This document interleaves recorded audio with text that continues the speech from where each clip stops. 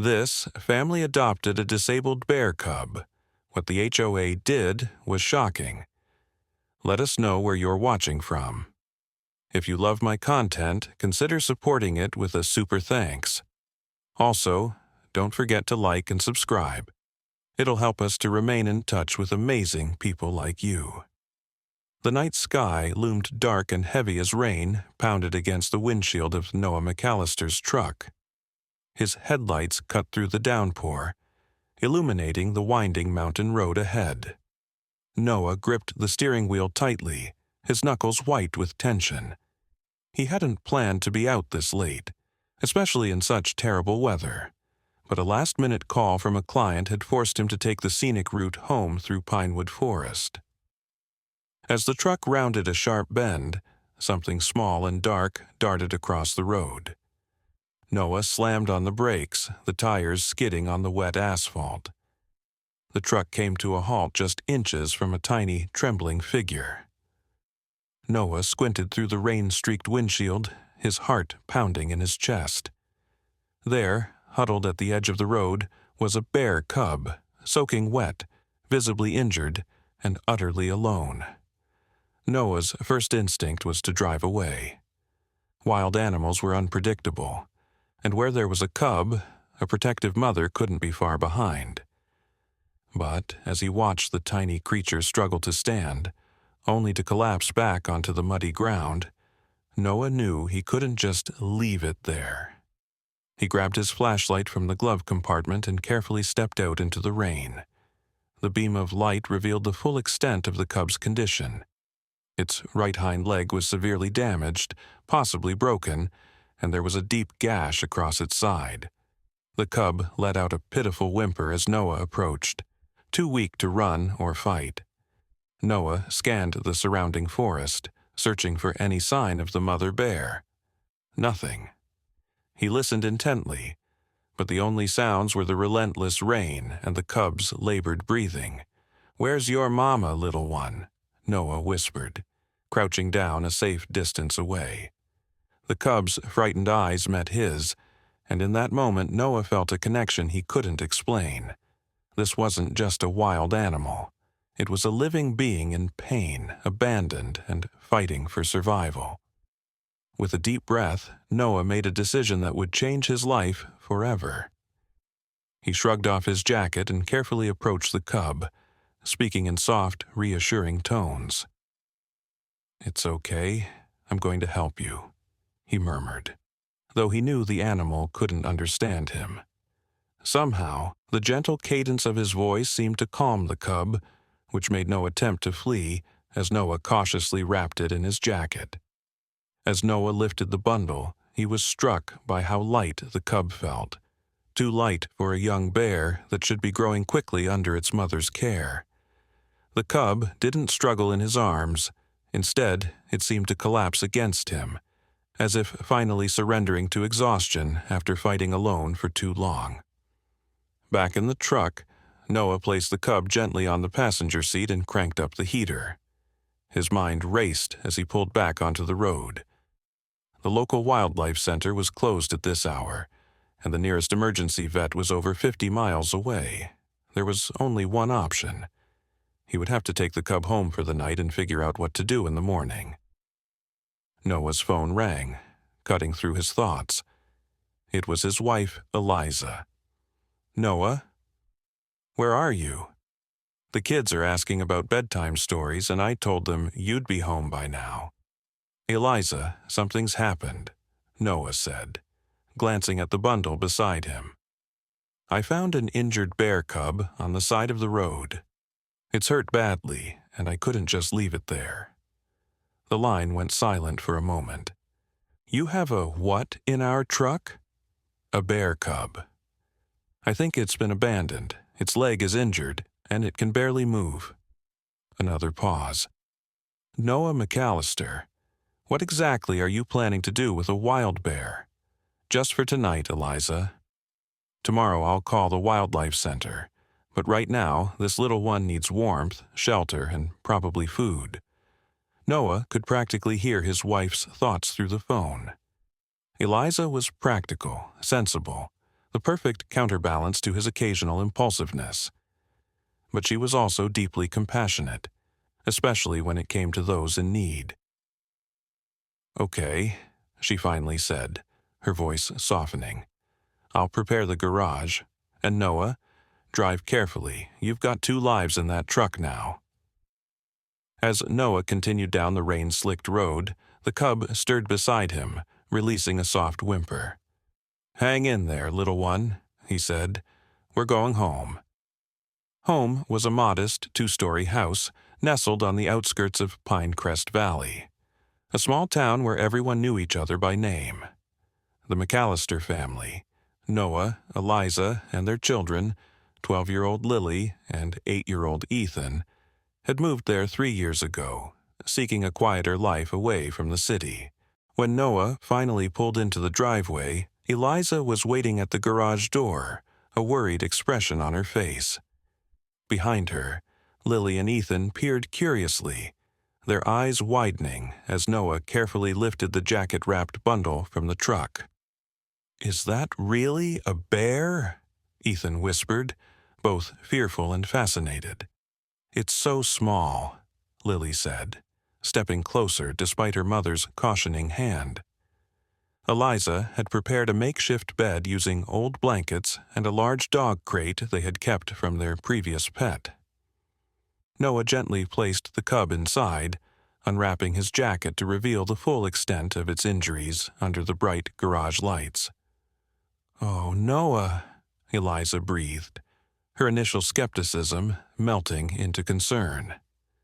The cub's matted fur was caked with mud and blood, its small body trembling despite the warmth of the garage. Its right hind leg was twisted at an unnatural angle, and the gash along its side looked even worse than Noah had initially thought. "Can we keep it, Dad?" Ethan asked, his eyes never leaving the cub. "No, honey," Eliza answered before Noah could. "This is a wild animal. It belongs in the forest, with its own kind." "But it's hurt," Lily protested, "and it's all alone." Noah placed a hand on his daughter's shoulder. "We're just helping it for tonight. Tomorrow we'll call the wildlife center. They'll know what to do." As the family gathered around the crate, the cub's eyes fluttered open. Despite its weakened state, there was a fierce will to live in those dark eyes, a wild heart beating strongly beneath the broken body.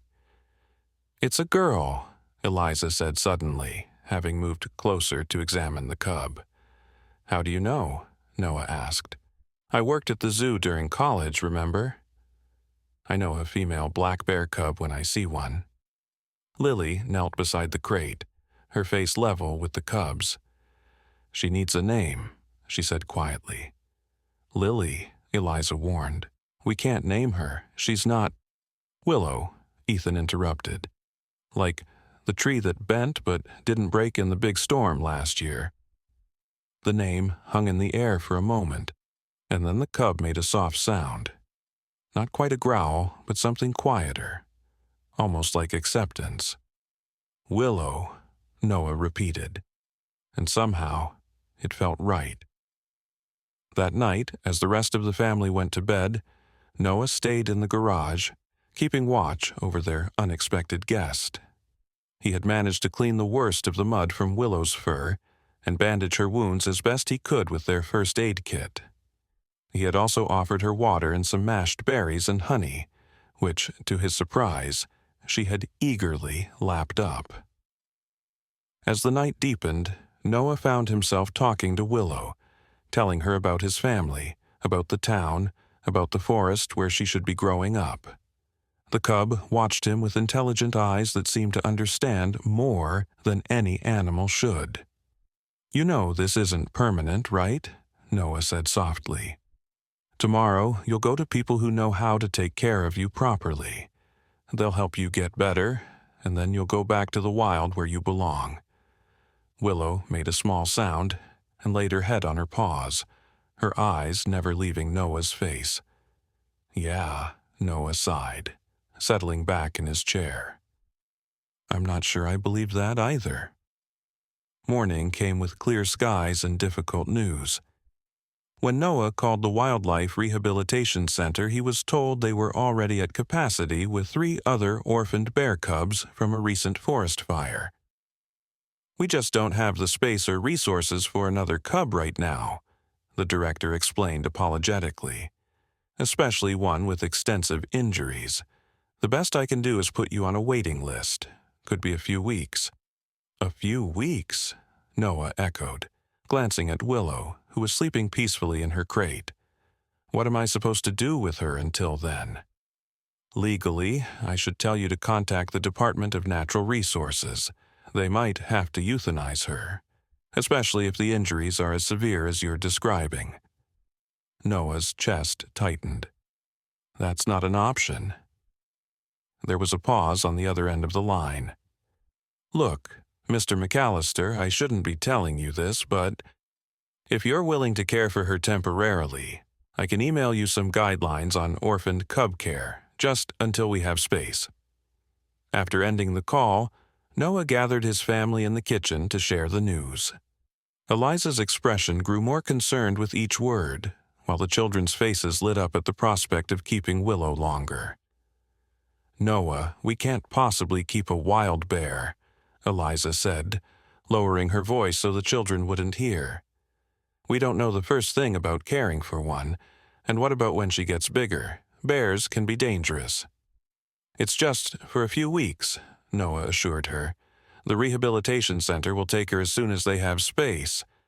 And they're sending guidelines. We can do this, Eliza."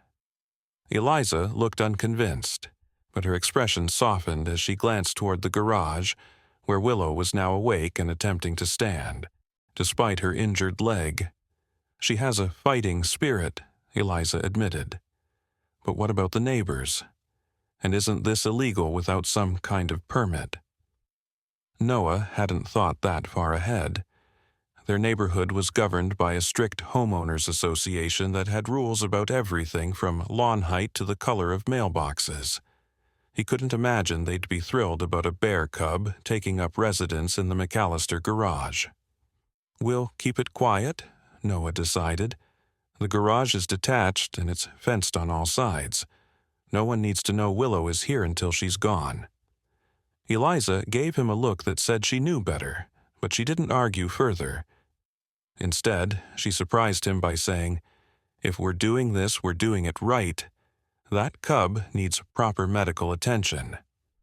Which was how, later that day, Dr. Sarah Chen, the local veterinarian and a trusted friend of the McAllisters, found herself examining a bear cub in their garage.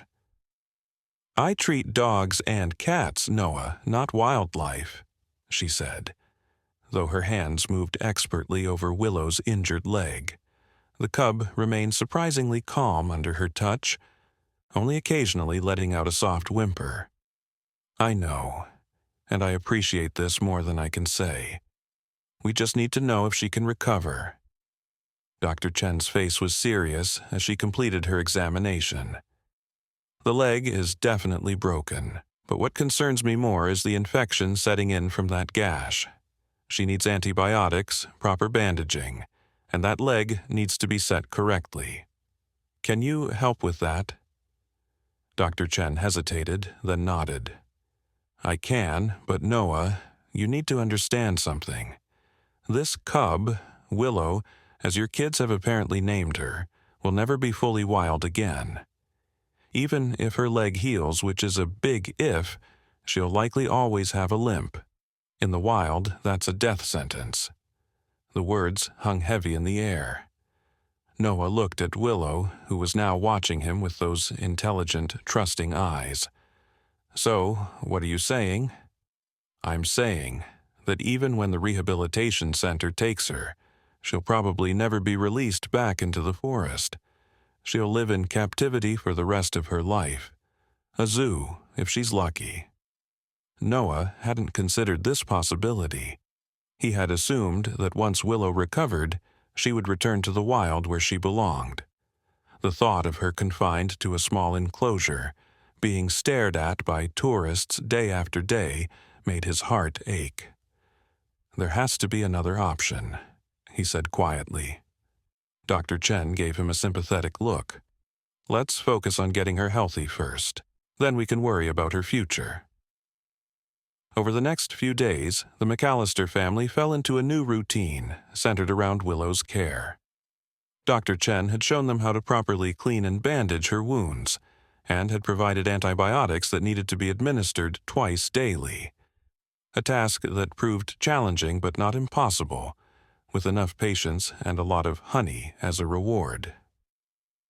The children eagerly took on responsibilities, with Lily researching bear diets and Ethan designing increasingly creative toys to keep Willow entertained as she began to regain her strength.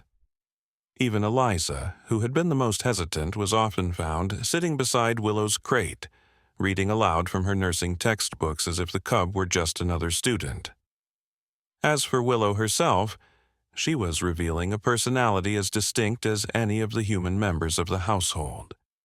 She was curious, intelligent, and surprisingly gentle. Despite her wild nature, she seemed to understand that the McAllisters were helping her, and she accepted their care with a patience that belied her youth. The most remarkable transformation, however, was in the way she interacted with the children. With Lily, she was calm and attentive, often lying still for hours as the girl read to her or carefully brushed her growing fur. With Ethan, she showed a playful side, batting at the toys he created and making soft huffing sounds that almost resembled laughter. But it was her relationship with Noah that was truly special. From that first night in the rain, a bond had formed between them, an unspoken understanding that transcended the natural boundaries between human and wild animal. When Noah spoke, Willow listened as if comprehending every word. When he approached her crate, she would reach out a paw as if in greeting. "It's not normal," Dr. Chen commented during one of her follow-up visits. "Bears, especially wild ones, don't typically bond with humans like this." "She knows we saved her," Lily said confidently. "She's thanking us." Dr. Chen smiled at the girl's certainty but shared a concerned look with Noah. "Just remember, no matter how domestic she seems, she's still a wild animal with instincts we can't fully understand or predict." Noah nodded, but as he watched Willow gently take a strawberry from Ethan's palm, her movements careful and deliberate to avoid scratching him with her claws, he wondered if that was entirely true. There was something different about Willow, something that couldn't be explained by science or natural history books. 2 weeks into their adventure with Willow, the inevitable happened. Margaret Winters, the president of the Pinecrest Valley Homeowners Association, noticed the increased activity around the McAllister garage and decided to investigate. It was a sunny Saturday afternoon, and the family had moved Willow, now much stronger and more mobile, though still limping heavily, to a larger enclosure Noah had built in the corner of their fenced backyard. They were all so engrossed in watching the cub explore her new space that they didn't notice Margaret's approach until she was standing at the gate, her mouth open in shock. "Is that a bear?" she demanded, her voice piercing the peaceful family moment. Noah quickly stood, positioning himself between Margaret and the rest of his family. "Margaret, I can explain." "A bear, Noah McAllister? In a residential neighborhood? Have you lost your mind?" By now, Eliza had ushered the children and Willow back into the garage, closing the door firmly behind them. She rejoined Noah, her face composed despite the anxiety Noah could see in her eyes. "Mrs. Winters," Eliza said calmly, "that's Willow. She's an orphaned cub we're rehabilitating temporarily until the Wildlife Center has space for her." Margaret's narrow face pinched even tighter. The HOA bylaws clearly state that no resident may keep wildlife, livestock, or exotic pets on their property. A bear, even a cub, is definitively wildlife. "She's injured," Noah explained, trying to keep his voice level. "She wouldn't survive if we hadn't taken her in." "That is not my concern," Margaret sniffed. My concern is maintaining the safety and property values of this neighborhood. What do you think would happen if that creature escaped? Or if it attracts its mother or other bears to our community? Her mother is dead, Noah said flatly, and Willow is contained safely. She poses no threat to anyone. Margaret pulled out her phone and began typing furiously. The HOA board will be convening an emergency meeting about this. In the meantime, I expect that animal to be removed from the premises within 24 hours, or I will be forced to contact animal control and the authorities. With that, she turned and marched back down the driveway, her rigid posture radiating disapproval.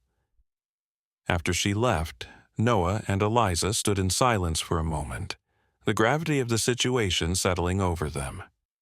"What are we going to do?" Eliza finally asked, her voice barely above a whisper. Noah shook his head, at a loss for words. They had known keeping Willow was a temporary solution, but they weren't ready to give her up. Not yet, not when she was still healing, not when she had become such an integral part of their family in such a short time.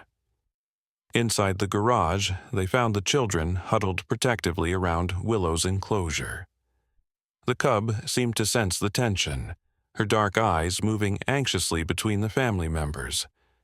"Is Mrs. Winters going to take Willow away?" Ethan asked, tears already forming in his eyes. Noah knelt down to his son's level. "We're going to do everything we can to make sure that doesn't happen," he promised, though he had no idea how to keep that promise. That evening, after the children were in bed, Noah and Eliza sat at their kitchen table, a stack of HOA bylaws between them and Dr. Chen on speakerphone. "There might be a loophole, Doctor," Chen suggested. "If Willow is classified as a rehabilitation case rather than a pet, you might be able to argue that she falls under different regulations." "We'd need proper documentation for that," Eliza pointed out, flipping through the papers. "Permits, certifications, things we don't have." "I could help with that, Doctor," Chen offered. "I'm not a wildlife specialist, but I can certify that I'm overseeing her medical care. It might buy you some time at least." Noah rubbed his temples, feeling the pressure of the situation weighing on him. Time for what, though? The Wildlife Center still doesn't have space, and now we have Margaret Winters breathing down our necks. Eliza reached across the table and took his hand. "We'll figure this out, Noah, for Willow." The next morning, the entire neighborhood was buzzing with the news of the McAllisters' unusual house guest. Some neighbors were concerned, others curious, and a surprising number were supportive, having grown weary of Margaret Winters' dictatorial control of the HOA. By midday, a small group had gathered at the McAllister house, asking to see Willow for themselves. Against his better judgment, Noah allowed a few neighbors at a time to visit the garage, where Willow was back in her enclosure, watching the strangers with cautious interest. "She's beautiful," said Mrs. Rodriguez from across the street, her eyes soft as she observed the cub. "And look how gentle she is with your children. Not at all what I expected. Margaret's overreacting, as usual," added Mr. Jenkins, who lived 2 doors down. "That cub's no more dangerous than a puppy." "She won't stay a cub forever," someone else pointed out. "What happens when she grows up?" It was a valid question, and one that had been haunting Noah. Willow was already noticeably bigger than when he'd found her, and black bears could grow to well over 200 pounds. Even with her gentle nature, an adult bear wasn't something that could be kept in a suburban backyard. "The Wildlife Center will take her long before that becomes an issue," Noah assured the group, hoping he sounded more confident than he felt. As the day wore on, more neighbors visited, and to Noah's surprise, many offered their support. Some brought food for Willow, berries, fish, even honey, while others promised to speak in the McAllisters' favor at the emergency HOA meeting scheduled for the following evening. "It's becoming a regular circus around here," Eliza commented as they watched yet another family leave after visiting Willow. "I'm not sure if this is helping or hurting our case." Noah understood her concern. The more attention Willow received, the more difficult it would be to keep her situation quiet from authorities beyond the HOA. But there was also strength in numbers. If enough neighbors supported them, perhaps the HOA would be forced to make an exception. That night, as Noah checked on Willow one last time before bed, he found her standing at the edge of her enclosure, her dark eyes fixed on his face. "What are we going to do with you, Willow?" he asked softly, reaching through the wire to stroke her head. The cub leaned into his touch, a low, contented sound rumbling in her chest. Noah stayed with her longer than usual, telling her about the day's events, as if she could understand the precariousness of her situation. Maybe she did on some level. There was an awareness in those eyes that went beyond animal instinct. "I promised we'd protect you," Noah whispered, "and I'm going to keep that promise somehow." As if in response, Willow placed her paw on his hand, her claws carefully retracted. It was a gesture she had made before, but tonight it felt different, more deliberate, more meaningful, a pact between species. Noah didn't know what the emergency HOA meeting would bring, or how they would solve the larger problem of Willow's future. But in that moment, with the connection between them so tangible, he knew one thing with absolute certainty. Willow had found her family, and they weren't going to let her go without a fight. The emergency HOA meeting was held in the community center, a modest building usually reserved for holiday gatherings and the occasional yoga class. Tonight, however, it was packed to capacity, with nearly every resident of Pinecrest Valley in attendance. The McAllister family sat in the front row, facing the HOA board members who were seated at a long table on a slightly raised platform. Margaret Winters took her place at the center of the table, calling the meeting to order with a sharp rap of her gavel. "We are here tonight to address a serious violation of our community bylaws," she announced, her voice carrying across the now silent room. "The McAllister family has brought a wild animal, specifically a bear cub, into our neighborhood, putting all of our safety at risk." Noah felt Eliza's hand tighten around his. On his other side, Lily and Ethan sat straight-backed and solemn, both wearing the Save Willow buttons they had made that afternoon. "Before we open the floor for discussion," Margaret continued, "I want to remind everyone that the bylaws are clear on this matter.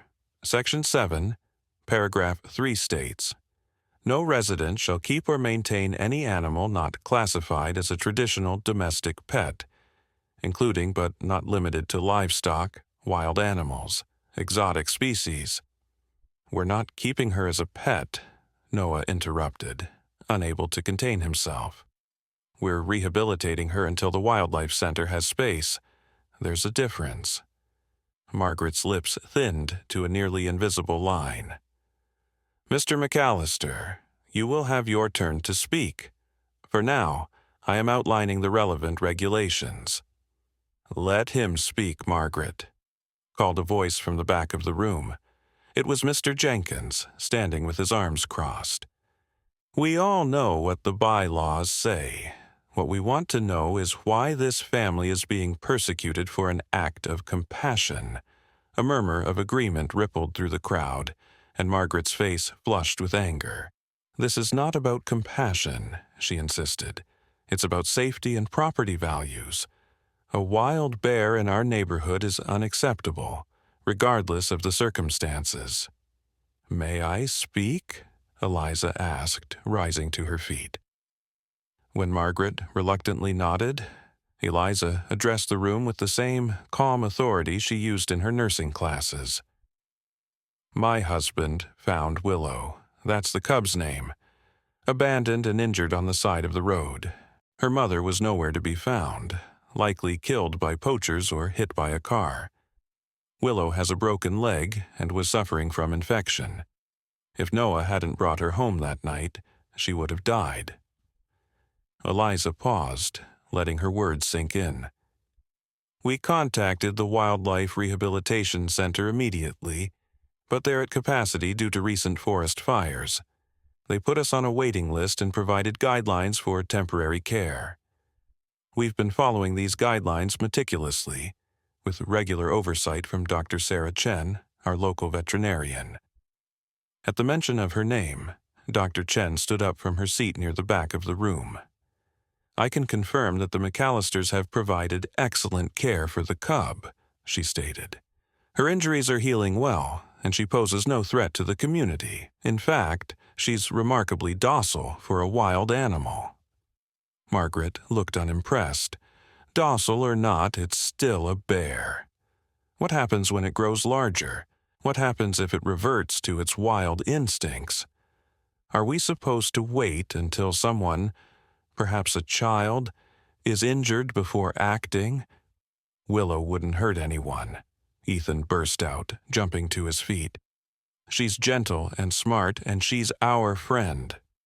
Ethan, Noah said softly, pulling his son back down to his seat, let the adults handle this.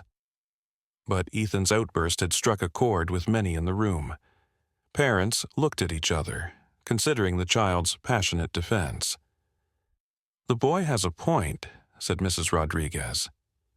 I've seen this cub with my own eyes. She's remarkably gentle with the children, more well-behaved than some of the dogs in this neighborhood, if I'm being honest. This drew a few chuckles from the crowd, along with nods of agreement. Margaret raised her gavel for silence. Anecdotal observations aside, we must consider the legal implications. Keeping a wild animal without proper permits is not just against our bylaws, it's against state law. Actually, came a new voice, that's not entirely accurate. All heads turned to see a tall woman in a ranger's uniform standing at the back of the room. She made her way to the front, nodding politely to the McAllisters as she passed. Ranger Kate Morales, she introduced herself to the room. Department of Natural Resources. We received several calls about a bear cub being kept in Pinecrest Valley, so I thought I'd come see the situation for myself. Noah's heart sank. This was exactly what they had feared.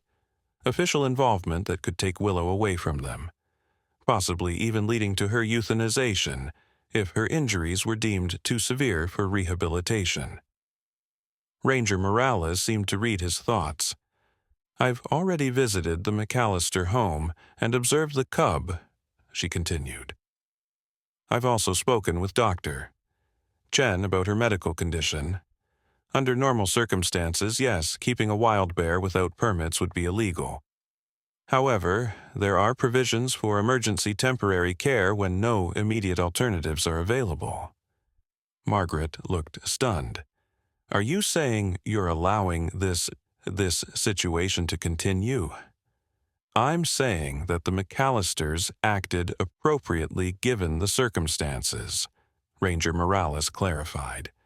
They sought professional help, contacted the proper authorities, and have been providing adequate care until a more permanent solution can be arranged. That said, a suburban backyard is not an appropriate long-term habitat for a bear, no matter how well-intentioned the caregivers. Noah felt a weight settle in his chest. What are you suggesting, Ranger Morales? I'm suggesting that we work together to find a proper facility for Willow, she replied, her tone softening. The Wildlife Center is still at capacity, but there are other options we can explore. In the meantime, I'm willing to issue a temporary care permit that will legitimize your situation, both legally and, I presume, in terms of your HOA regulations. All eyes turned to Margaret, who looked as if she had swallowed something particularly unpleasant. The bylaws do make exceptions for situations with proper legal authorization, she admitted reluctantly. A cheer went up from the crowd, led by Ethan and Lily, who were jumping up and down with excitement. Noah felt Eliza's arms wrap around him in a tight hug, her relief palpable. But amidst the celebration, Noah couldn't help but focus on the words temporary and proper facility. Ranger Morales was offering them a reprieve, not a permanent solution. Eventually, Willow would still have to leave them. As the meeting began to break up, Noah approached Ranger Morales. "Thank you for your support," he said sincerely. "But I have to ask, what will happen to Willow in the long run?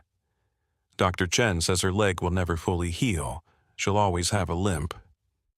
The ranger nodded, her expression thoughtful. "That does complicate things. Bears with permanent disabilities generally can't be released back into the wild. They usually end up in zoos or wildlife sanctuaries. And what kind of life is that for a bear? Confined to an enclosure gawked at by visitors."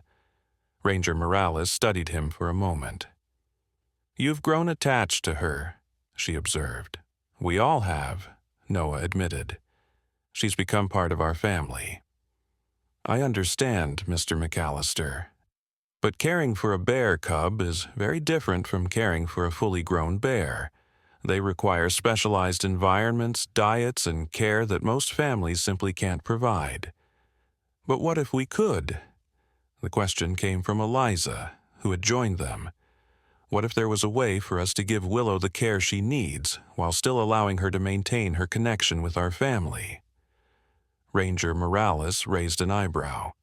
"What are you suggesting?" "I don't know yet," Eliza confessed. "But there has to be a solution that doesn't involve sending Willow to live behind bars for the rest of her life." The ranger's expression softened. "Look, I can see how much you care about this cub. I'll help however I can within the bounds of what's legal and what's best for Willow. But I need you to be prepared for the possibility that the best solution might not be the one you're hoping for." Noah nodded, understanding the warning beneath her words. Loving Willow didn't give them the right to keep her if it wasn't in her best interest. But as they walked back to their children, who were excitedly telling their friends about how they had saved Willow, Noah couldn't help but wonder, what if the best place for Willow really was with them? The temporary care permit bought the McAllisters time, but it also brought new responsibilities. Ranger Morales had outlined specific requirements for Willow's care: proper nutrition, adequate space, enrichment activities, and regular health assessments. She also made it clear that the permit would only last for 3 months, after which a permanent solution would need to be implemented. During those 3 months, the McAllister family threw themselves into creating the best possible environment for Willow. Noah, who worked as a building contractor, constructed a spacious enclosure in their backyard, complete with climbing structures, a small pool, and a cozy den for Willow to retreat to when she wanted privacy. Eliza researched bear diets extensively, ensuring that Willow received all the nutrients she needed for healthy growth.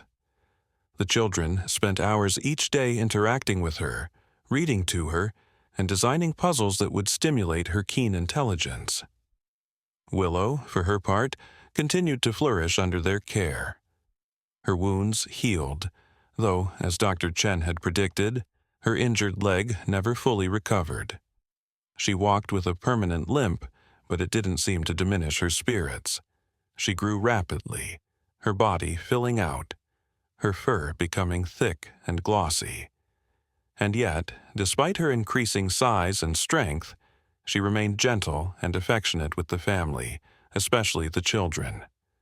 What surprised everyone most, however, was Willow's intelligence. She quickly learned to respond to simple commands like sit and stay. She figured out how to open the latch on her enclosure, prompting Noah to install a more complex locking mechanism. She even seemed to understand certain words, perking up at honey or swim, 2 of her favorite things. "It's remarkable, Doctor." Chen commented during one of her regular checkups.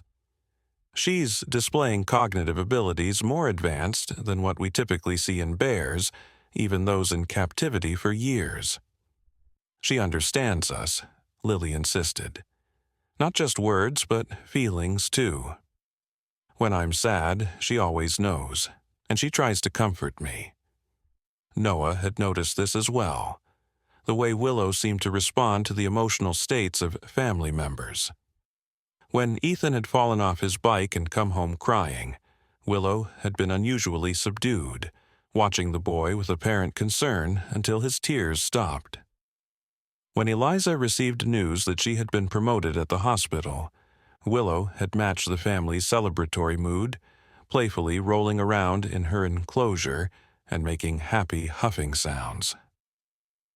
"It's almost like she's trying to be one of us," Noah remarked to Ranger Morales during one of her visits. The ranger observed Willow for a long moment.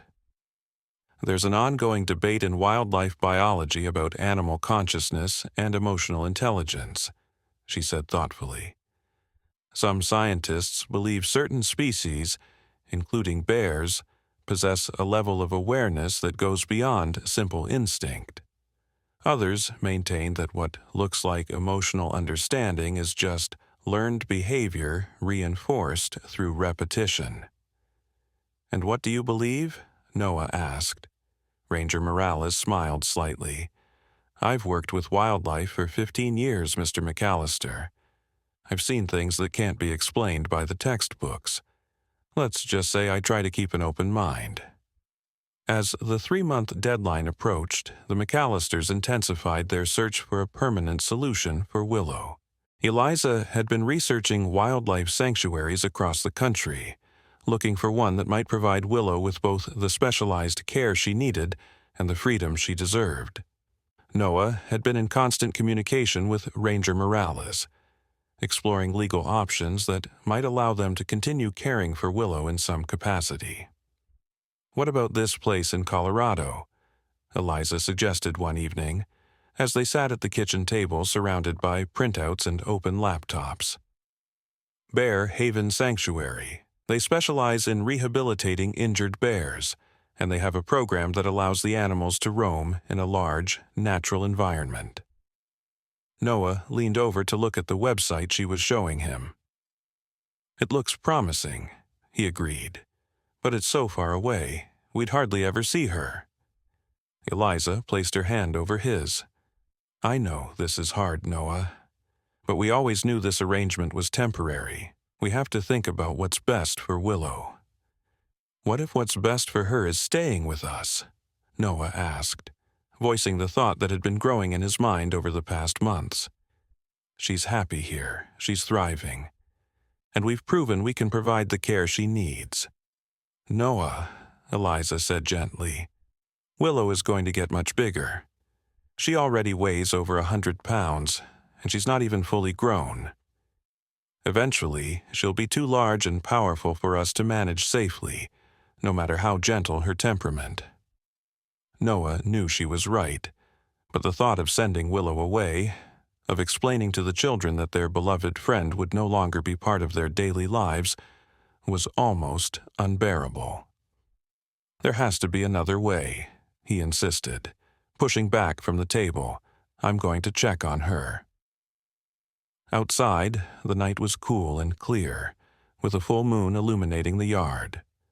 Willow was awake in her enclosure, her dark eyes gleaming in the moonlight as Noah approached.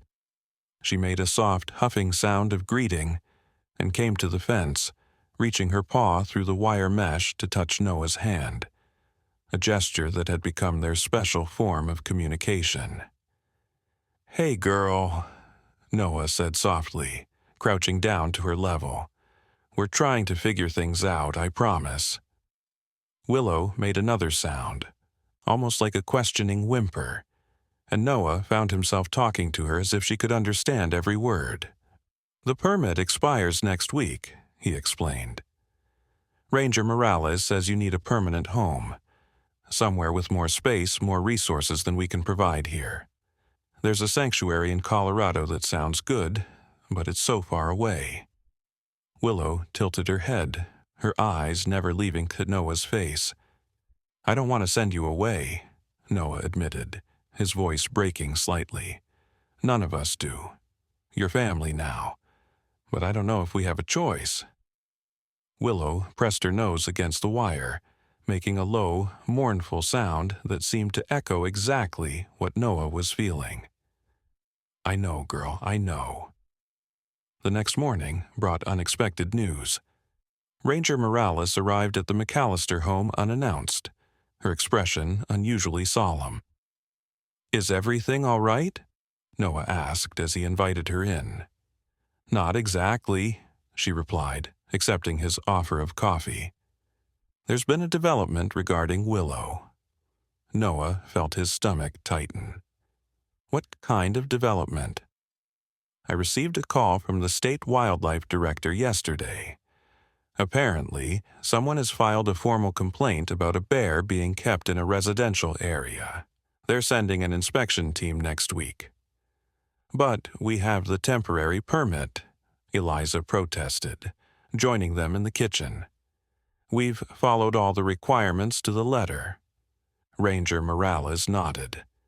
"The permit is legitimate, but it was always intended as a stopgap until a permanent solution could be found. The inspection team will be looking to ensure that adequate arrangements have been made for Willow's future care." "And if they haven't?" Noah asked, though he already knew the answer. "Then they'll remove Willow and place her in a state-approved facility of their choosing," Ranger Morales said bluntly. "Most likely the State Wildlife Center, which is already overcrowded and underfunded." Noah exchanged a worried glance with Eliza. They had visited the State Wildlife Center once, a depressing place with small concrete enclosures and overworked staff. It was barely better than a prison for the animals housed there. "We can't let that happen," Noah said firmly. "We'll find a solution before the inspection. The sanctuary in Colorado won't be an option in time," Ranger Morales interrupted. "I checked with them this morning. They have a 6-month waiting list for new admissions." 6 months? Eliza echoed, dismayed. "But we only have a week." The ranger took a sip of her coffee, her expression thoughtful. "There might be another option," she said slowly. "It's unorthodox, but given the circumstances." "We're listening," Noah said eagerly. "There's a private wildlife sanctuary about 3 hours from here, in the mountains. It's run by a retired zoologist named Dr. Marcus Reynolds. He specializes in caring for animals that can't be released back into the wild due to injury or improper socialization." "That sounds perfect," Eliza said. "Why didn't you mention this before?"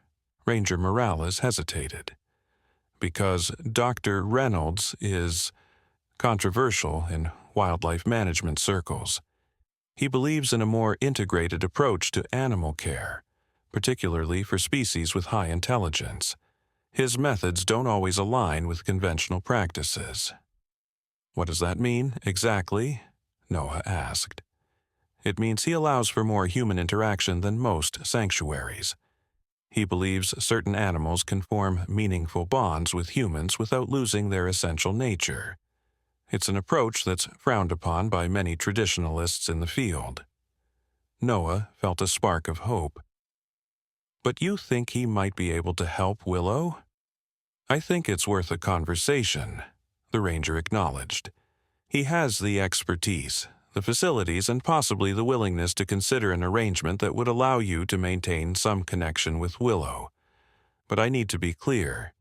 Even if Dr. Reynolds agrees to take her, Willow would still have to leave your home. The difference would be that you might be able to visit her, perhaps even participate in her care to some extent." It wasn't the perfect solution Noah had been hoping for, but it was better than sending Willow to the state facility or shipping her across the country to Colorado. "How do we contact him?" "I can reach out," Ranger Morales offered. "But I should warn you, Dr. Reynolds is particular about the animals he takes in. He'll want to meet Willow first, observe her behavior, assess her condition, and he'll want to meet your family too, to understand the dynamics at play." "When can he come?" Eliza asked. "I'll call him today. With the inspection team arriving next week, we don't have much time." After Ranger Morales left, Noah and Eliza gathered the children to explain the situation. As expected, they were upset at the prospect of Willow leaving, but the possibility of being able to visit her offered some consolation. "Will Dr. Reynolds be nice to Willow?" Ethan asked, his young face pinched with worry. "Ranger Morales says he's very good with animals," Noah assured him. "And if he agrees to take Willow, we can go see her whenever we want." "It won't be the same," Lily said quietly. "She won't be here with us every day." Noah pulled his daughter into a hug. "I know, sweetheart. But we always knew this day would come. Willow is growing up, and she needs more space than we can give her here." Lily nodded against his shoulder, but her eyes were full of tears. "Can we at least show Dr. Reynolds how smart she is, so he knows she's special?" "Of course we can," Eliza said, smoothing Lily's hair. "We'll make sure he understands exactly how amazing Willow is." 2 days later, a dusty pickup truck pulled into the McAllisters' driveway. Out stepped a tall, lean man with weathered skin and a shock of white hair tied back in a ponytail. He wore faded jeans, a flannel shirt, and hiking boots that had clearly seen many miles of rough terrain. "Dr. Reynolds?" Noah asked, stepping forward to greet him. The man nodded, his piercing blue eyes taking in Noah, then shifting to the backyard where Willow's enclosure was visible. "You must be Noah McAllister. Kate Morales speaks highly of you and your family." His voice was deep and resonant, with a slight accent that Noah couldn't quite place. "Thank you for coming on such short notice," Noah said, leading the way to the backyard. "We're in a bit of a time crunch with the inspection team coming next week." "So, I understand," Dr. Reynolds replied. "Kate filled me in on the situation. Quite the predicament you found yourselves in." As they rounded the corner of the house, they saw Eliza, Lily, and Ethan already at Willow's enclosure. The bear cub, though cub seemed increasingly inaccurate given her growing size, was watching them attentively as Lily read aloud from a book. Dr. Reynolds stopped, observing the scene from a distance. "Interesting," he murmured. "She's fully engaged with the child. No signs of agitation or distraction. Willow loves story time," Noah explained, "especially when Lily reads. She seems to understand that it's a special activity." The zoologist's eyebrows rose slightly, but he made no comment as they continued toward the enclosure. When Willow noticed the stranger approaching, she immediately shifted position, moving closer to the fence where Lily was sitting. It wasn't an aggressive move, Noah noted, but rather a protective one, as if she were positioning herself between the unknown man and the child. "Hello, Willow," Dr. Reynolds said softly, crouching down several feet from the enclosure. "I've come a long way to meet you." Willow regarded him warily, her dark eyes assessing. She made no sound, merely watched as the man slowly extended his hand, palm up, toward the fence. "It's okay, Willow," Lily assured her. "He's here to help." At the sound of Lily's voice, Willow relaxed slightly. She took a cautious step forward, sniffing the air in Dr. Reynolds' direction. "Remarkable," the zoologist murmured. "She's taking cues from the child. That's unusual behavior for a bear, even one raised in captivity."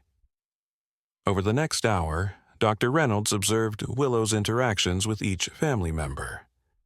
He watched as Ethan showed her the tricks they had taught her, sitting on command, retrieving specific objects, even a simple form of communication where she would tap her paw once for yes and twice for no in response to questions.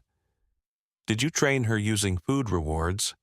Dr. Reynolds asked, as Willow correctly identified which cup a blueberry was hidden under, a game Ethan had devised to challenge her. "At first," Noah admitted, "but now she seems to enjoy the mental stimulation for its own sake. She gets bored easily if we don't give her new challenges." Dr. Reynolds nodded thoughtfully. "Cognitive enrichment is important for bears. They're intelligent animals, far more so than many people realize." He turned to watch as Willow carefully took a treat from Lily's hand, her movements deliberately gentle. But this level of social awareness, this apparent understanding of human emotions and intentions, it's unusual. "She's special," Ethan said confidently. "Mom says she has an old soul." Dr. Reynolds smiled at the boy. "Your mother might be right." He turned to Noah and Eliza.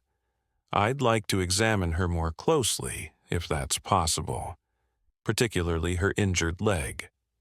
With the family's help, Dr. Reynolds was able to conduct a thorough examination of Willow. The bear tolerated his touch with remarkable patience, only becoming restless when he manipulated her injured leg, which clearly still caused her some discomfort. "The break healed poorly," he confirmed, gently releasing the leg. "She'll never have full function. In the wild, this would indeed be a serious disadvantage." "Does that mean you can't help her?" Eliza asked anxiously. Dr. Reynolds straightened up, his expression thoughtful. "On the contrary, Mrs. McAllister, I think Willow is exactly the kind of animal my sanctuary was designed for." He looked around at the family. "But before we discuss that further, I'd like to speak with you and your husband privately." While the children stayed with Willow, Noah and Eliza led Dr. Reynolds back to the house. Once they were seated in the living room, the zoologist's expression became serious. "What you've accomplished with Willow is remarkable," he began. "You've provided excellent care under difficult circumstances, and the bond you've formed with her is evident. However, I need to be very clear about something. Willow is not a pet, and she never will be. She is a wild animal with instincts and needs that will become more challenging to manage as she continues to grow." Noah nodded. "We understand that. We've never treated her like a pet." "Perhaps not intentionally," Dr. Reynolds allowed. "But the environment you've created here, while admirable in many ways, is fundamentally domestic. Willow is adapting to human life rather than developing the skills and behaviors that would serve her as a bear." "But she can't go back to the wild," Eliza pointed out. "You said yourself that her leg would be a serious disadvantage." "That's true, Doctor," Reynolds agreed, "which is why I believe my sanctuary would be the appropriate next step for her. We can provide the space and specialized care she needs while also respecting her nature as a bear." "And what about our connection with her?" Noah asked, getting to the heart of his concern. "Ranger Morales mentioned that your approach might allow us to maintain some relationship with Willow." Dr. Reynolds leaned forward, his expression intent. "What I'm about to propose is unorthodox, but I believe it could work in Willow's case. My sanctuary includes a program for what we call collaborative care, situations where an animal has formed significant bonds with humans that would be detrimental to Seaver completely." Hope flickered in Noah's chest. "What does that involve?" "Essentially, your family would become volunteer caregivers at the sanctuary, working specifically with Willow under my supervision. You would visit regularly, weekly at first, then perhaps tapering to bi-weekly as she adjusts. You would participate in her care, help with her physical therapy, and continue the cognitive enrichment you've already started." "So we wouldn't be losing her completely," Eliza said, relief evident in her voice. No, but I must emphasize that the goal would still be to help Willow live as much like a bear as her condition allows. This means gradually reducing certain types of interaction and encouraging more natural behaviors. It's a delicate balance, maintaining the emotional connection while fostering appropriate development. Noah considered this. It wasn't the perfect solution he had dreamed of, but it was far better than the alternatives. And you're confident your sanctuary can pass any inspections. We can't risk Willow being taken to the state facility. My sanctuary exceeds all state and federal requirements for wildlife care, Dr. Reynolds assured him. We're regularly inspected and fully accredited. The approach I'm suggesting for Willow's case is unusual, but not in violation of any regulations. Noah and Eliza exchanged a look, a silent communication born of years together. Then Eliza nodded slightly, and Noah turned back to Dr. Reynolds. When could she move to the sanctuary? Given the timing with the inspection team, I'd suggest as soon as possible. Perhaps this weekend? That would give us a few days to prepare for her arrival, and for your family to adjust to the idea. It was happening so quickly, too quickly, but Noah knew they had no choice. This weekend it is, he agreed, his voice steadier than he felt. After Dr. Reynolds left, promising to return on Saturday with proper transport for Willow, the McAllisters gathered in the backyard. The children had taken the news better than expected, focusing on the positive aspect of being able to visit Willow regularly rather than the pain of her leaving. "We can help take care of her at her new home," Lily said, her initial tears giving way to practical planning. "I can still read to her, and we can make new games for her to play."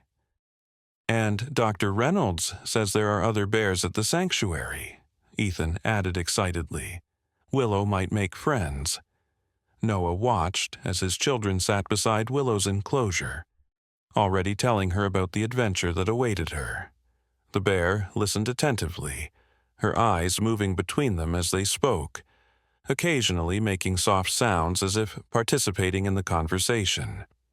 Eliza slipped her arm around Noah's waist. "They're resilient," she murmured. "More so than we give them credit for." "I know," Noah agreed. "I just wish—" He trailed off, unable to articulate exactly what he wished for. That they could keep Willow forever. That she had never been injured in the first place. That he hadn't stopped his truck on that rainy night, changing all their lives in an instant. No, he couldn't wish for that last one. Despite the complications, despite the inevitable pain of separation that loomed before them, Noah couldn't regret bringing Willow into their lives. She had taught them all something valuable. About compassion, about connection across species, about the unexpected ways love could manifest. "It's the right decision," Eliza said softly, seeming to read his thoughts. "For Willow and for us." Noah nodded, pulling his wife closer. "I know, but it doesn't make it any easier." The next few days passed in a blur of preparation. Noah constructed a special crate for transporting Willow safely to the sanctuary. Eliza coordinated with Dr. Reynolds about Willow's diet and medical needs. The children created a scrapbook of photos and drawings to accompany Willow to her new home. "So she won't forget us," as Ethan earnestly explained. On Friday night, the eve of Willow's departure, the family held a special goodbye dinner in the backyard. They set up a table near Willow's enclosure so she could be part of the celebration, and prepared some of her favorite treats: fresh berries, honeycomb, and the special fish cakes Dr. Chen had recommended for her diet. As dusk fell, they shared stories about their time with Willow, the day she first ventured into the small pool Noah had built for her, the time she figured out how to open her feeding box, the way she always seemed to know when someone in the family was sad and needed comfort. "Remember when Mom got that bad news about Grandma being sick?" Lily said. Willow wouldn't leave her side all day, even though it was feeding time. Eliza smiled at the memory. She kept bringing me her favorite toy, like she thought it would make me feel better. And it did, Ethan pointed out. You started laughing when she kept dropping it in your lap. As the conversation flowed, Willow watched them from her enclosure, her dark eyes reflecting the lantern light. There was an awareness in those eyes, Noah thought, an understanding that something significant was happening.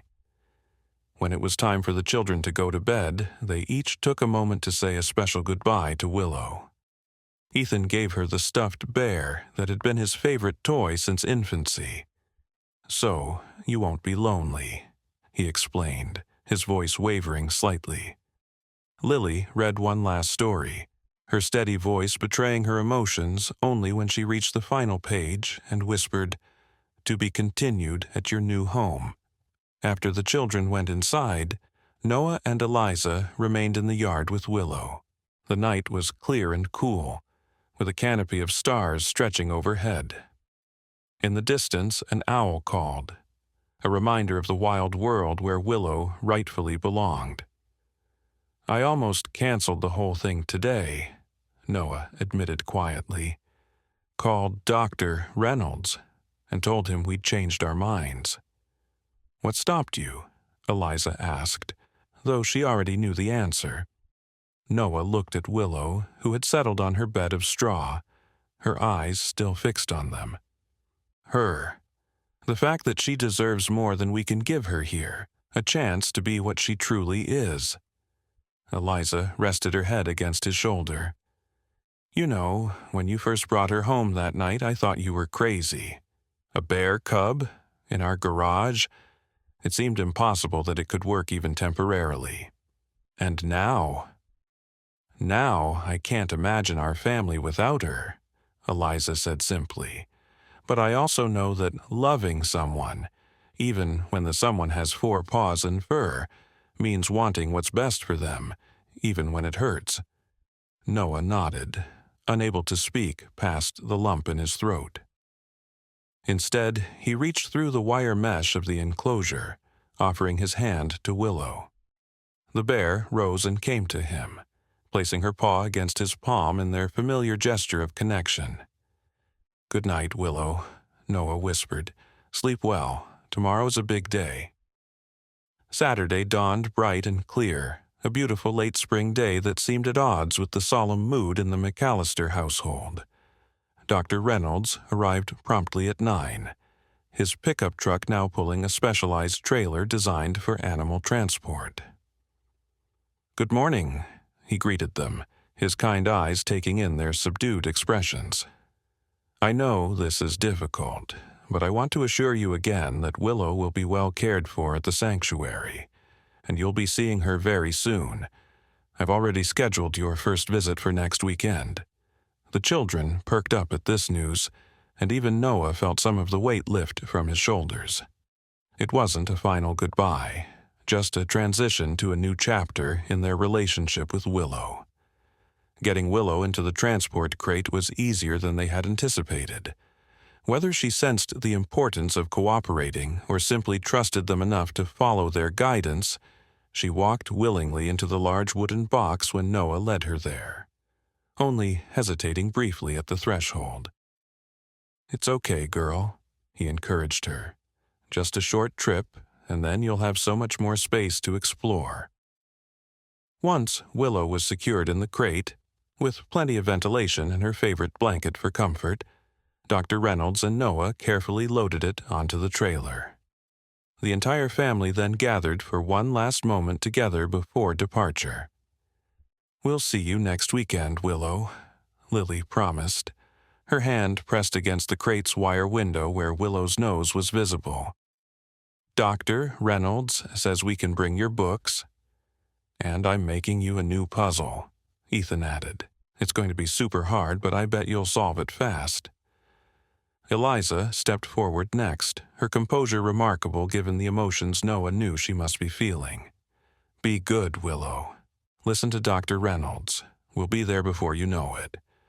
Finally, it was Noah's turn. He knelt beside the crate, bringing his face level with Willow's. Those intelligent eyes met his, and once again he had the uncanny feeling that she understood everything that was happening. "This isn't goodbye," he told her softly.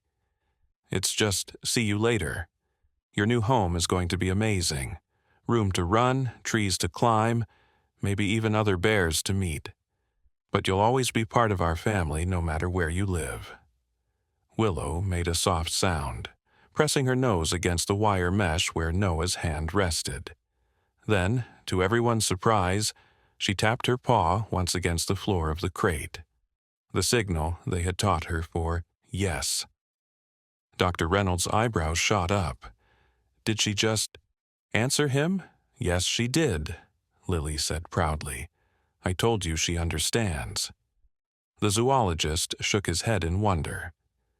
"In all my years working with wildlife, I've never seen anything quite like this. Willow is truly extraordinary." With final hugs for the children and handshakes for Noah and Eliza, Dr. Reynolds prepared to depart. "The sanctuary is about 3 hours from here, mostly mountain roads," he explained. "We should arrive early afternoon. I'll call you once Willow is settled in her new enclosure." "Take good care of her," Noah said, his voice rough with emotion. Dr. Reynolds nodded solemnly. "You have my word." As the truck and trailer pulled away, the family stood in the driveway, waving until they could no longer see Willow's face in the crate's small window. Then Ethan burst into tears, the brave front he had maintained crumbling at last. "I miss her already," he sobbed against Noah's chest as his father lifted him into a tight embrace. "Me too, buddy," Noah admitted. "Me too." The house felt eerily quiet without Willow's presence. The children moped around, lacking their usual energy. Noah found himself automatically walking to the backyard every few hours, only to be confronted by the empty enclosure, a stark reminder of what was missing. Dr. Reynolds called that evening as promised. "Willow has arrived safely and is settling into her new habitat," he reported. "She was a bit anxious during the journey, but she calmed down once we arrived at the sanctuary." "How is she adjusting?" Eliza asked, the phone on speaker so the whole family could hear.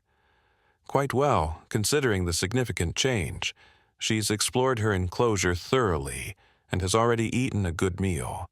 She seems particularly interested in the small stream that runs through her habitat. Spent nearly an hour watching the water and occasionally dipping her paw in." "She loves water," Lily said.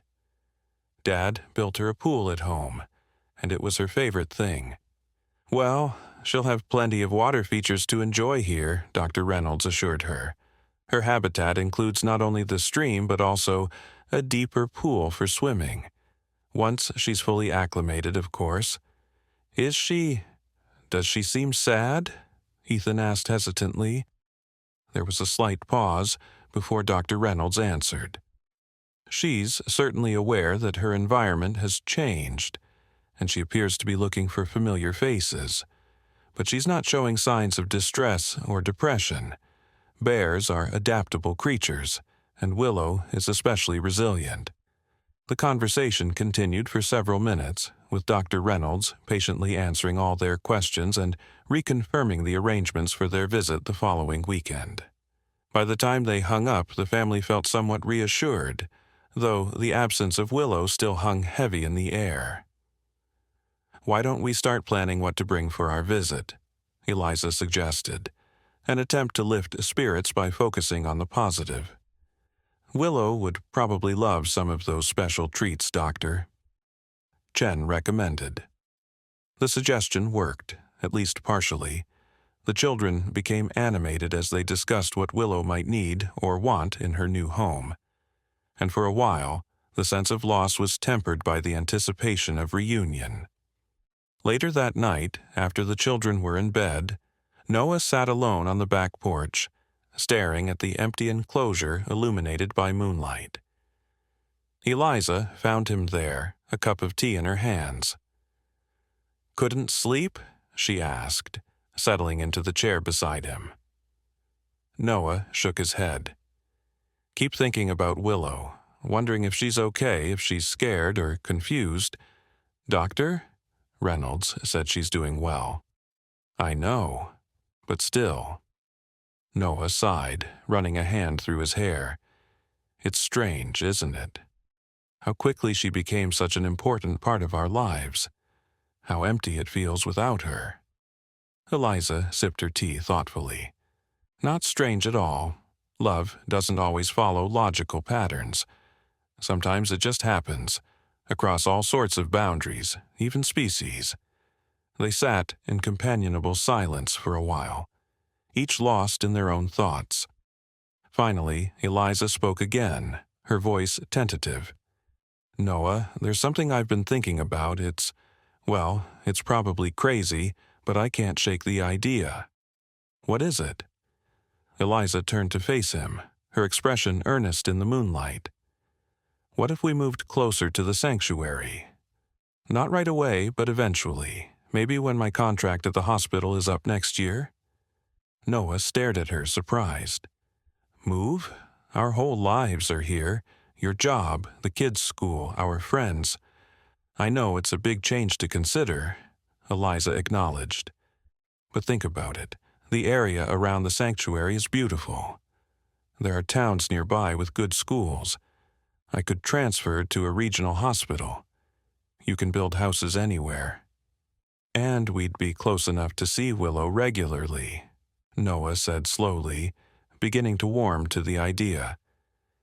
Not just occasional visits, but real involvement in her life as she grows. Eliza nodded eagerly. Exactly. And from what Dr. Reynolds said, the sanctuary's always looking for dedicated volunteers. We could help with more than just Willow, be part of something bigger. It was a radical proposal, uprooting their settled life for the sake of maintaining a connection with a bear. And yet, Noah found himself seriously considering it. Their experience with Willow had changed them all, opening their eyes to a different way of relating to the natural world. Perhaps this was the next step in that journey. We should talk to the kids about it, he said finally. See how they feel, and we'd need to visit the area, check out the towns, the schools. Of course, Eliza agreed quickly. I'm not suggesting we decide tonight, just think about it, as a possibility. Noah reached for her hand, squeezing it gently. I will, and Eliza, thank you for understanding how important this is. She's important to all of us, Eliza said simply. We're in this together, whatever this turns out to be.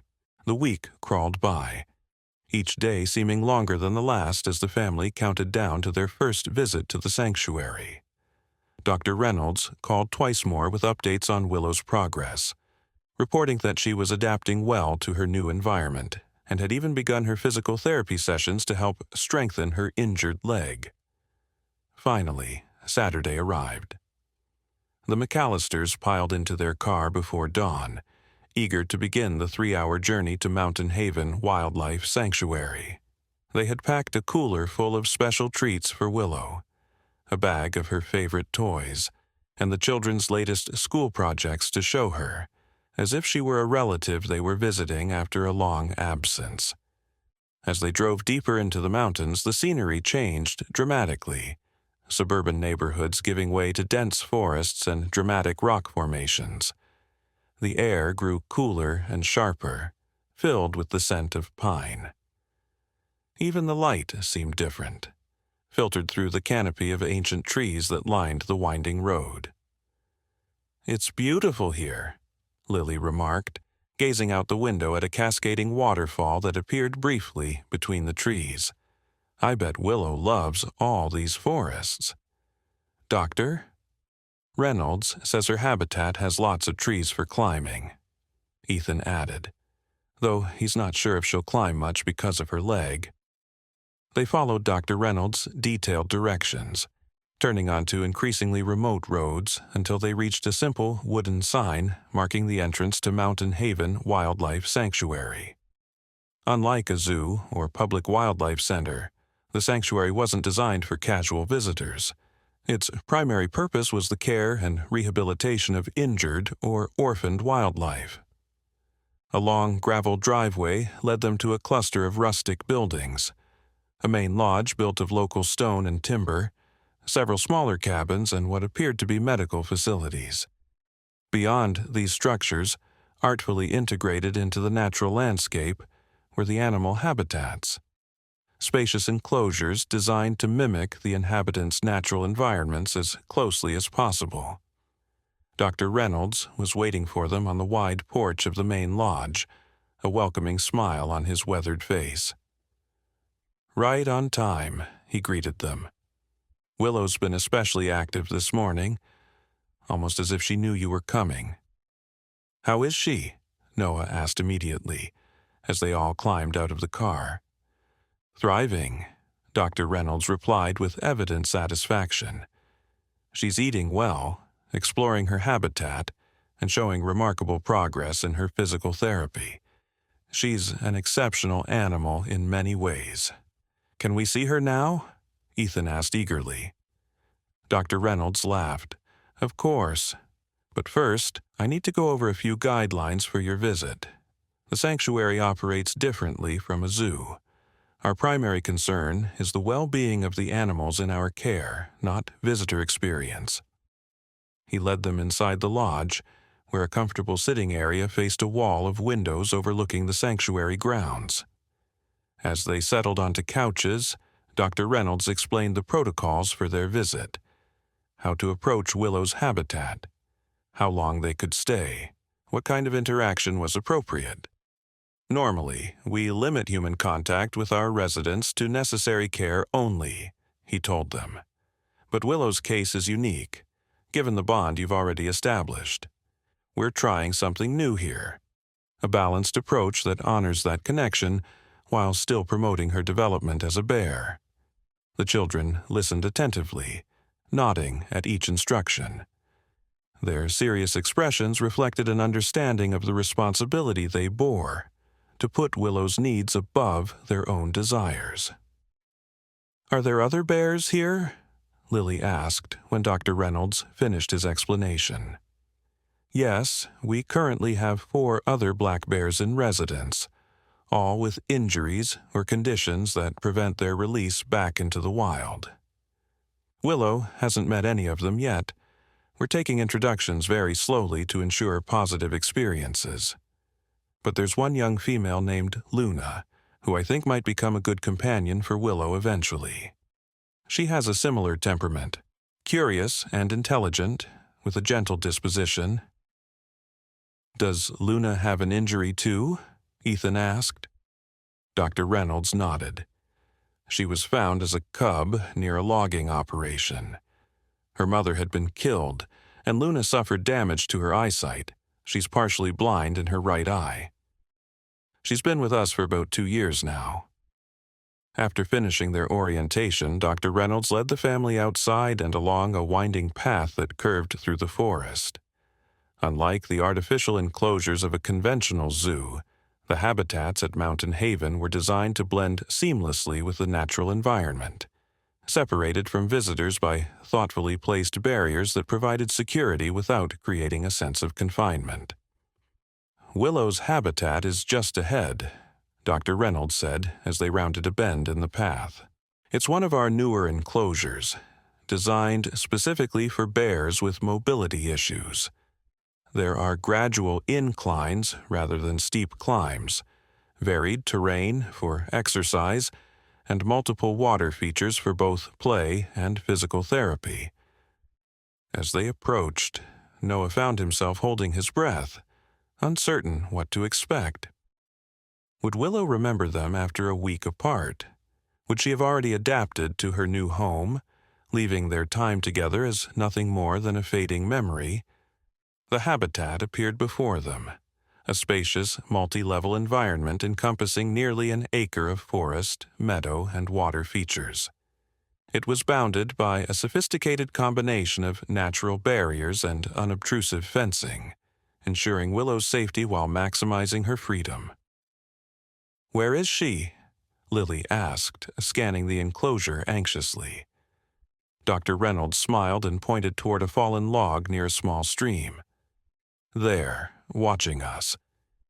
And there she was, Willow, her black fur gleaming in the dappled sunlight, her attention already fixed on the new arrivals. For a moment, she remained motionless, as if processing what she was seeing. Then, with a speed that belied her injured leg, she began moving toward them, her distinctive limping gait instantly recognizable. "Willow," Ethan called out, unable to contain himself. "It's us." As Willow reached the edge of the habitat closest to them, Noah could see the recognition in her eyes, the same intelligent awareness that had marked their connection from the beginning. She made a soft huffing sound, then rose on her hind legs, pressing her front paws against the barrier as if trying to reach them. "She remembers," Eliza whispered, tears welling in her eyes. "Of course she does," Dr. Reynolds said, his own voice thick with emotion. "That's the remarkable thing about Willow, her capacity for connection. It's unusual in a wild animal, especially one with so little previous human contact." There was a designated viewing area where the family could sit close to the edge of Willow's habitat. Dr. Reynolds led them there, explaining that while they couldn't enter the enclosure itself, this space allowed for safe, close interaction. "Under normal circumstances, we don't encourage this kind of contact," he reminded them. "But given Willow's unique situation and the role your family will continue to play in her care, we've made an exception. Just remember to follow the guidelines we discussed." The next 2 hours passed in a blur of joy and connection. Willow remained at the edge of her habitat nearest to the family, clearly delighted by their presence. She accepted the treats they had brought, carried the new toys into her den and back out again as if showing them off, and listened attentively as Lily read from her favorite book. Most remarkably, she continued to respond to their questions with her simple tapping system, 1 tap for yes, 2 for no, demonstrating that she had retained this form of communication despite her change in environment. "Are you happy here, Willow?" Ethan asked during a quiet moment. Willow considered the question, her dark eyes thoughtful, then deliberately tapped her paw once against the ground. "Is your leg feeling better?" Lily tried next. Another single tap. "Do you miss us?" Noah couldn't help asking. Willow looked directly at him, then tapped once, decisively, unmistakably. Dr. Reynolds, who had been observing from a respectful distance, shook his head in amazement. "In all my years working with wildlife, I've never seen anything quite like this. The level of comprehension she's displaying. It challenges many of our assumptions about animal cognition." As their visit drew to a close, Noah found himself filled with mixed emotions. The pain of separation remained, but it was tempered now by the knowledge that their connection with Willow endured. This wasn't an ending, but a new beginning. A different kind of relationship, perhaps, but no less meaningful. "We'll be back next weekend," he promised Willow as they prepared to leave. "And every weekend after that, as long as Dr. Reynolds allows it." Willow made a soft sound in response, pressing her nose against the mesh barrier where Noah's hand rested on the other side. It was as close to a physical touch as they could manage now, but somehow it felt sufficient. A bridge across the necessary distance between them. As they walked back to the main lodge with Dr. Reynolds, the zoologist surprised them with an unexpected proposal. "I've been thinking," he said, his tone casual but his eyes keen as he gauged their reactions. "The sanctuary has a small cabin that we sometimes use for visiting researchers or veterinary specialists. It's nothing fancy, just 2 bedrooms, a basic kitchen living area, but it's comfortable and fully furnished." "It sounds nice," Eliza said politely, clearly wondering why he was telling them this. "It's currently unoccupied, Doctor," Reynolds continued. "And given the distance you're traveling each way, I thought perhaps you might like to use it for your weekend visits. You could arrive Friday evening and leave Sunday afternoon, giving you much more time with Willow than just these brief Saturday sessions." The offer was generous and unexpected. Noah exchanged a quick glance with Eliza, seeing his own surprise mirrored in her expression. "That's incredibly kind," Noah said. "Are you sure it wouldn't be an imposition?" Dr. Reynolds waved away the concern. "Not at all. In fact, having you here more regularly would be beneficial for Willow's transition, and—" he hesitated briefly. "I've been impressed by your family's commitment to her well-being. The children, especially, seem to have an intuitive understanding of how to interact with her respectfully. We've tried to teach them that animals aren't toys," Eliza explained, "that they have their own lives, their own needs and feelings that deserve consideration." "It shows," Dr. Reynolds said simply. "So, the cabin? Would you like to see it before you decide?" The cabin turned out to be a charming, rustic retreat, situated on a small rise overlooking a meadow dotted with wildflowers. Though modest in size, it was indeed comfortable, with all the necessary amenities and a large covered porch perfect for enjoying the mountain views.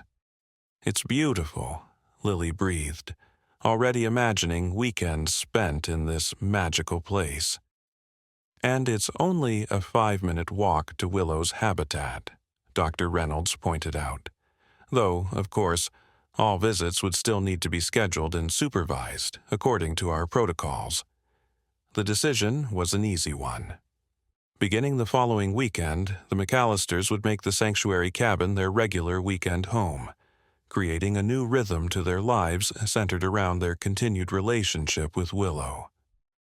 As they drove back to Pinecrest Valley that evening, the mood in the car was dramatically different from the somber silence of their journey that morning. The children chattered excitedly about all they had seen at the sanctuary. Not just Willow, but the other animals Dr. Reynolds had introduced them to: a one-winged eagle, a family of foxes who couldn't be returned to the wild due to improper early socialization, a wolf with a healed but permanently damaged spine. "Dr. Reynolds says we might be able to help with some of the other animals too if we want," Lily reported. "Not just Willow. He said they always need volunteers." "That would be nice," Eliza agreed, catching Noah's eye with a small smile. Their conversation about potentially moving closer to the sanctuary hung unspoken between them, a possibility that seemed increasingly appealing after seeing the beauty of the area and the peaceful existence it offered. Their return to daily life was eased by the knowledge that they would see Willow again soon. The empty enclosure in their backyard no longer seemed like a painful reminder of loss, but rather a symbol of transition, of growth and new beginnings. The following Friday afternoon found them once again on the winding mountain road to the sanctuary, the car packed with overnight bags and more treats and toys for Willow. As they settled into the cabin, there was a sense of rightness to the arrangement, as if they had discovered a second home, a place where an important part of their lives could continue to unfold. Dr. Reynolds had arranged for them to have an evening session with Willow, taking advantage of the extended visit. As twilight descended over the mountains, bathing the sanctuary in golden light, the family made their way to her habitat. Willow was waiting for them, as if she somehow knew they would come. Her excitement at seeing them again was evident in her body language, the way she moved quickly to the edge of the habitat, the soft vocalizations she made, the attentive tilt of her head as they spoke to her. "We brought dinner to eat with you," Ethan told her, showing her the picnic basket they had prepared. "We'll have our food out here and you can have these." He carefully offered her a container of fresh berries through the special feeding hatch doctor Reynolds had showed them how to use. It was a beautiful evening. the family sharing their meal in the viewing area, while Willow enjoyed her own feast nearby, the conversation flowing easily between humans and bear, as if the arrangement were the most natural thing in the world. As darkness fell, solar-powered lights along the pathway illuminated gently, creating a magical atmosphere. "This is perfect," Lily sighed, leaning against Noah's shoulder. "It's like Willow isn't really gone at all. She just lives in a different house now." The routine they established over the following weeks brought a new balance to their lives. Weekdays were filled with work and school and the ordinary rhythms of life in Pinecrest Valley. Weekends were devoted to the sanctuary, to Willow, to learning about wildlife conservation from Dr. Reynolds, to exploring the beautiful mountain environment that was becoming their second home. Willow continued to thrive in her new habitat. Her physical therapy was showing results. While she would always have a limp, her mobility was improving, and she was gaining strength. She had begun to climb the specially designed structures in her enclosure, though she remained cautious on her injured leg. Most surprising to Dr. Reynolds was her cognitive development. With regular stimulation from the McAllister children, who created increasingly complex puzzles and games for her, Willow was demonstrating problem-solving abilities far beyond what was typically observed in bears, even those in captivity. "She's extraordinary," Dr. Reynolds remarked one Saturday in late July, as they watched Willow systematically work through a multi-step puzzle box Lily had designed, which required her to manipulate different mechanisms in a specific sequence to access a honey reward. Her ability to understand cause and effect, to remember complex patterns, it's remarkable. "We always knew she was special," Noah said, pride evident in his voice. The zoologist nodded thoughtfully. "Yes, but I'm beginning to wonder if it's more than that. Some animals are simply outliers in terms of intelligence, like Coco the gorilla or Alex the parrot. Animals who break the mold of what we think possible for their species." He watched as Willow successfully completed the final step of the puzzle, carefully extracting the honey pot. "I believe Willow may be one of those outliers." As summer progressed, a new development added an unexpected dimension to their time at the sanctuary. Dr. Reynolds, impressed by the children's natural aptitude with the animals, invited them to participate in a junior conservationist program he ran during the summer months. Alongside a small group of other children from surrounding communities, Lily and Ethan began learning about wildlife biology, conservation efforts, and the specialized care required by the sanctuary's residents.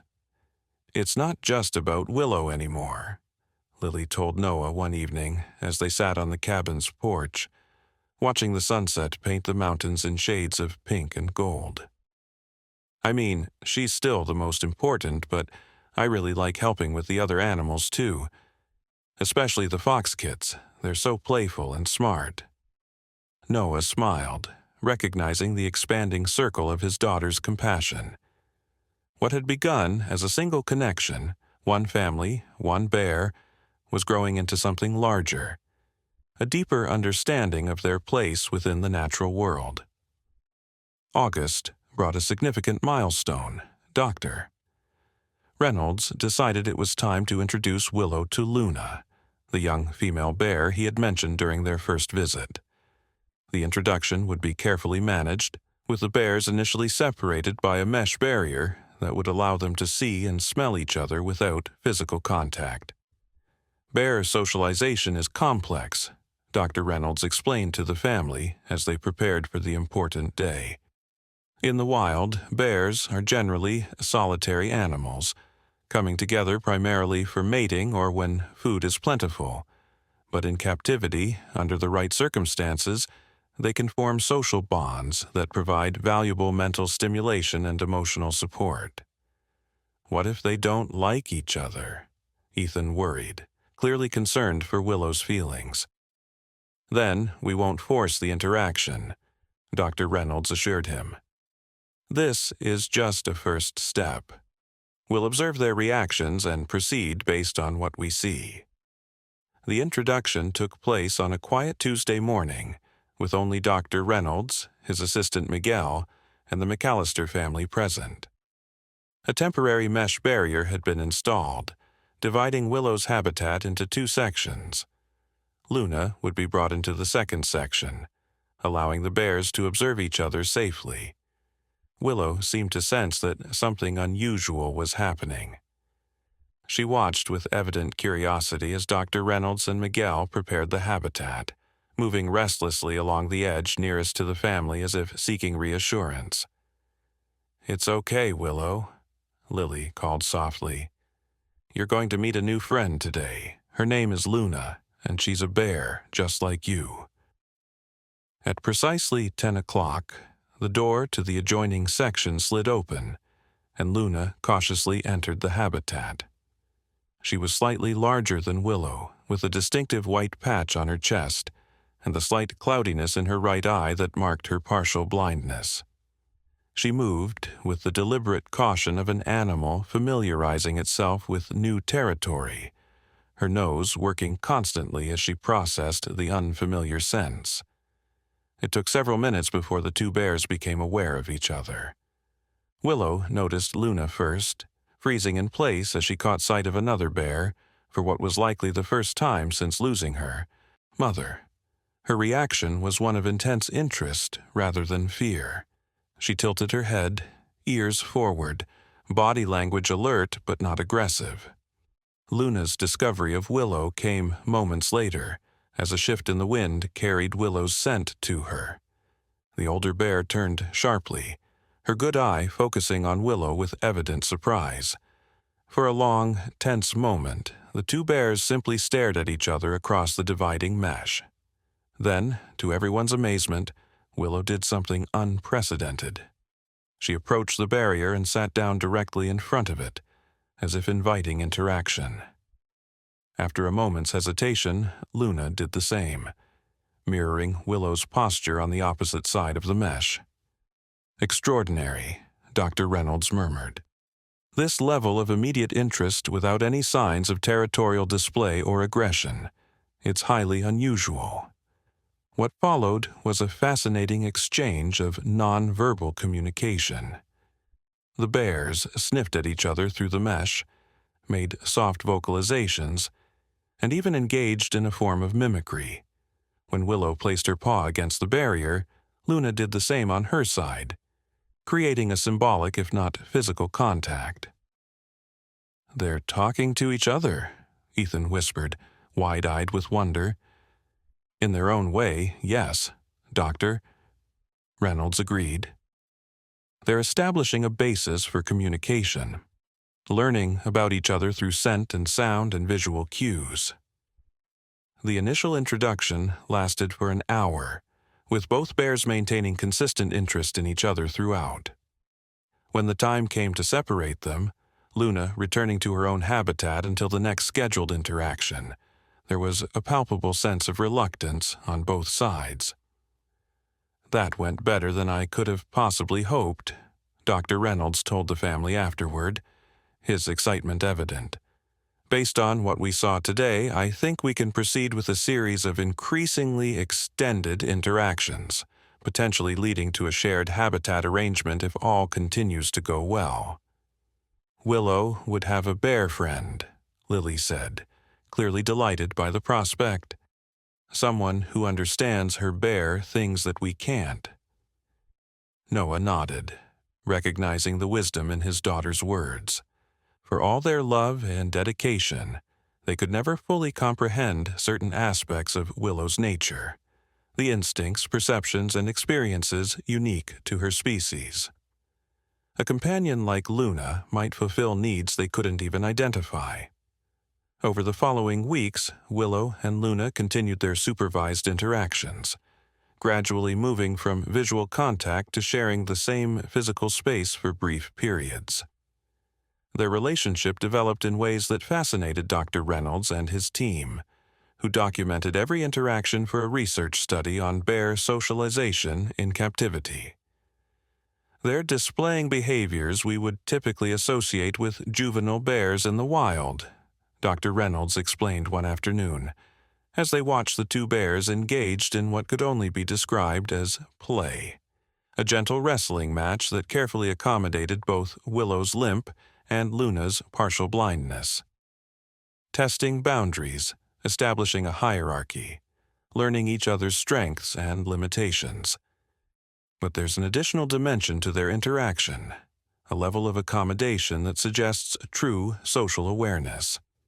By mid-September, the bears were spending several hours each day together, and plans were underway to modify both their habitats to create a larger shared space with separate dens where each could retreat for privacy when desired. For the McAllister family, witnessing Willow's growing friendship with Luna was both joyful and bittersweet. While they delighted in her apparent happiness and development, they couldn't help but notice that her attention during their visits was now divided, no longer focused exclusively on them but shared with her new bear companion. "She's growing up," Eliza observed gently, seeing Noah's complex emotions as they watched Willow and Luna foraging together one crisp fall afternoon. Finding her place in her own world. Noah nodded, understanding the truth in his wife's words. Just as their human children would eventually grow beyond the boundaries of their family, creating lives and relationships of their own, so too was Willow evolving, becoming more fully herself, more fully a bear, with each passing day. Yet the connection they had forged remained strong. Willow still greeted them with evident joy during their weekend visits, still participated in the reading sessions and games they brought, still communicated through her simple but effective tapping system. She had simply expanded her circle to include Luna, enriching her life rather than replacing one bond with another. As autumn painted the mountains in brilliant hues of red and gold, the McAllister family faced a significant decision. Eliza's contract at the hospital would be up for renewal in January, requiring them to commit to another year in Pinecrest Valley, or pursue the idea they had been quietly discussing since summer, relocating to the mountain community near the sanctuary. "We need to talk about it as a family," Eliza said one evening, as they gathered in the cabin's cozy living room after a day spent at the sanctuary. "This would be a major change for all of us, and everyone's feelings matter." The children, somewhat to Noah's surprise, were immediately enthusiastic about the prospect. "We could see Willow all the time, not just on weekends," Ethan pointed out, as if this alone settled the matter. "And I loved the school here," Lily added. They had visited the local elementary school during one of their weekend stays, finding it small but excellent, with an emphasis on environmental education that aligned perfectly with Lily's growing interest in wildlife. "It's not quite that simple," Noah cautioned. "Moving means leaving behind our friends, our house, the community we know. It means Dad finding new building projects, Mom finding a new position at the regional hospital. It's a big adjustment. But we'd be adjusting together," Lily said with the simple wisdom of her 12 years. "And we'd have Willow and Dr. Reynolds and all the animals at the sanctuary. It's like expanding our family, not losing anything."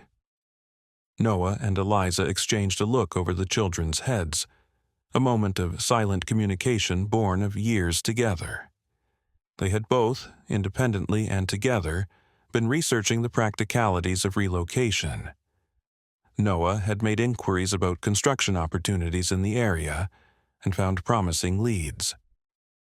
Eliza had spoken with the director of the regional medical center, who had expressed strong interest in adding an experienced nurse educator to their staff. "Let's give it serious thought," Noah suggested. "We don't need to decide immediately, but it seems like we're all at least open to the possibility."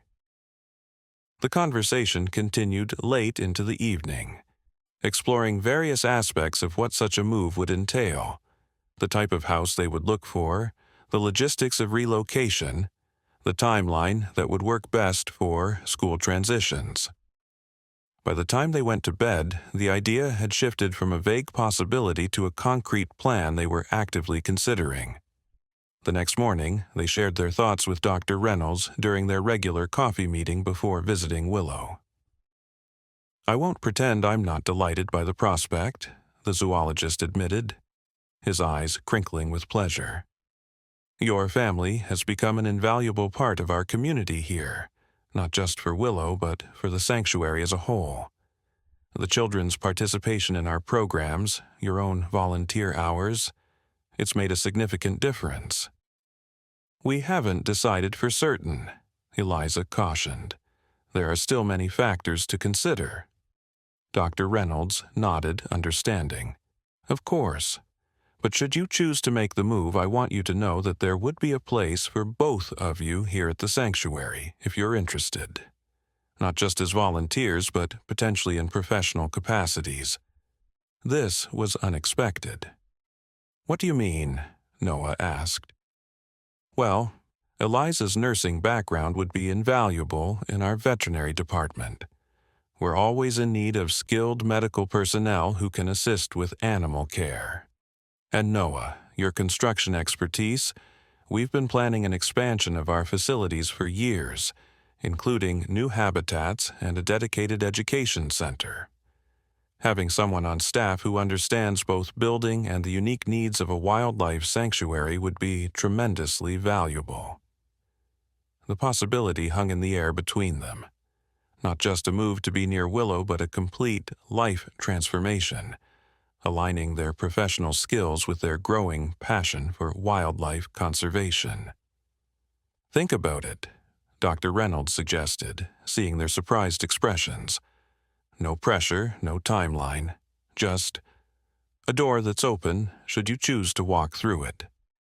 The rest of the weekend passed in a blur of activity, their regular time with Willow, now often including Luna as well. The children's participation in sanctuary programs, discussions with locals about life in the mountain community. By the time they packed up to return to Pinecrest Valley on Sunday afternoon, the idea of relocation had taken firm root in all their minds. The following weeks were filled with practical considerations. Noah and Eliza researched the housing market in the mountain community, finding several promising properties that would suit their needs. They spoke with financial advisors about the feasibility of the move, explored school enrollment for the children, and began the process of preparing their current home for potential sale. Throughout it all, their weekend visits to the sanctuary continued, a constant reminder of the new life they were considering, the new purpose they had discovered through their unexpected relationship with a bear named Willow.